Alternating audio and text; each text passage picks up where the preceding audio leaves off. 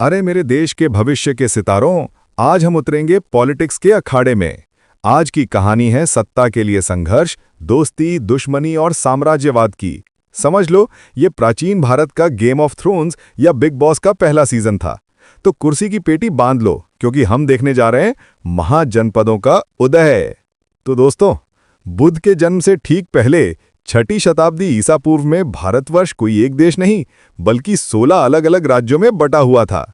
ये 16 राज्य आपस में भिड़ते रहते थे, जैसे गली के लड़के कंचे के लिए लड़ते हैं। और ये सीक्रेट फाइल, ये खुफिया जानकारी हमें कहां से मिली? ये मिली है बौद्ध ग्रंथ अंगुत्तर निकाय से। मतलब ये उस जमाने का ऑफिशियल गजेट था, जहां इन 16 कंटेस्टेंट की लिस्ट जारी हुई थी।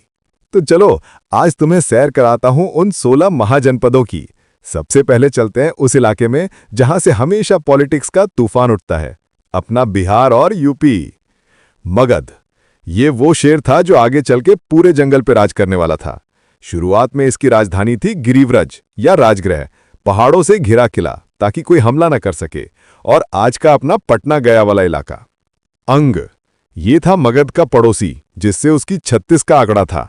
याद है महाभारत के कर्ण? ये वही अंगराज कर्ण वाला इलाका है। राजधानी थी चंपा। अरे चंपा चमेली वाला नहीं, शहर का नाम था, आज का भागलपुर मुंगेर।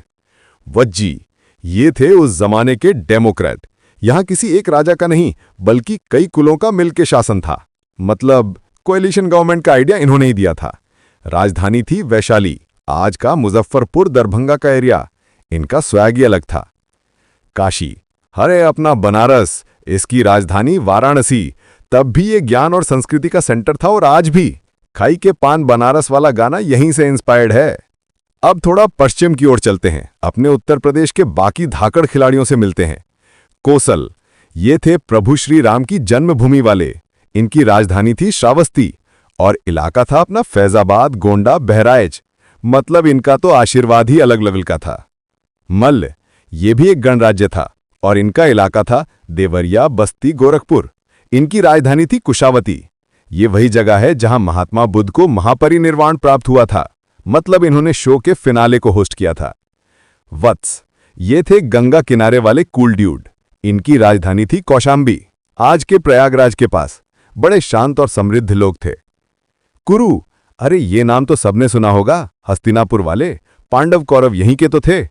इनकी राजधानी थी इंद्रप्रस्थ, यानी अपनी दिल्ली, और इलाका था दिल्ली, मेरठ, हरियाणा तक। पांचाल, ये थे द्रौपदी जी के मायके वाले। इनकी दो राजधानियां थीं, अहिच्छत्र और कांपिल्य। मतलब समर कैपिटल और विंटर कैपिटल वाला सीन। इलाका था बरेली, बदायूं, फर्रुखाबाद। शूरसेन, ये थे अपने कान्हा की नगरी वाले। राजधानी मथुरा। इनके बारे में क्या ही कहना, जहां कृष्ण जी हों वहां तो लीला ही लीला है। चेदी, ये थे बुंदेलखंड के रॉकी भाई। राजधानी शक्तिमती, एकदम पथरीला और मजबूत इलाका। अब यूपी बिहार से बाहर निकलते हैं और चलते हैं heart of India, Madhya Pradesh. Avanti, अरे ये नाम सुन के कुछ याद आया? बाहुबली वाली महिष्मती। जी हां, इसकी 2 राजधानियां थीं, उत्तरी अवंती की उज्जैन और दक्षिणी अवंती की महिष्मती। ये आज का मालवा रीजन है। अब थोड़ा पधारो मारे देश यानी राजस्थान। मत्स्य, इनकी राजधानी थी विराटनगर। ये वही जगह है जहां पांडवों ने अपना अज्ञातवास काटा था। इलाका था जयपुर, अलवर, भरतपुर के आसपास। अब चलते हैं सीधा साउथ, एकला चलो रे की पॉलिसी पर। असमक, ये था पूरे दक्षिण भारत का इकलौता महाजनपद, मतलब साउथ का सुपरस्टार। बाकी सब उत्तर में लड़ रहे थे, ये भाई गोदावरी नदी के किनारे चिल कर रहा था। राजधानी थी पोटली या पोतन। इसने साबित कर दिया अपुन अकेला काफी है। अब चलते हैं इंटरनेशनल बॉर्डर पर। गांधार, अरे ये नाम सुनते ही शकुनी मामा याद आ गए।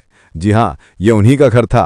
राजधानी थी तक्षशिला, जो उस जमाने की सबसे बड़ी यूनिवर्सिटी थी। आज का रावलपिंडी, पेशावर, पाकिस्तान।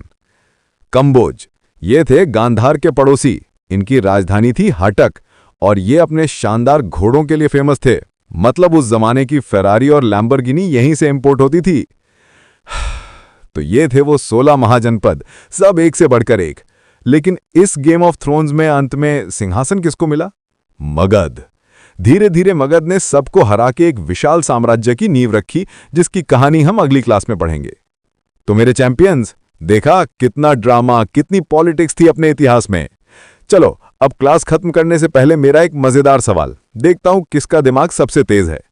सवाल यह है कि अगर इन 16 महाजनपदों का आज आईपीएल होता तो गांधार की टीम का मालिक कौन होता और कंबोज की टीम का ऑफिशियल स्पॉन्सर कौन होता। चलो इसी मस्ती के साथ आज की क्लास खत्म।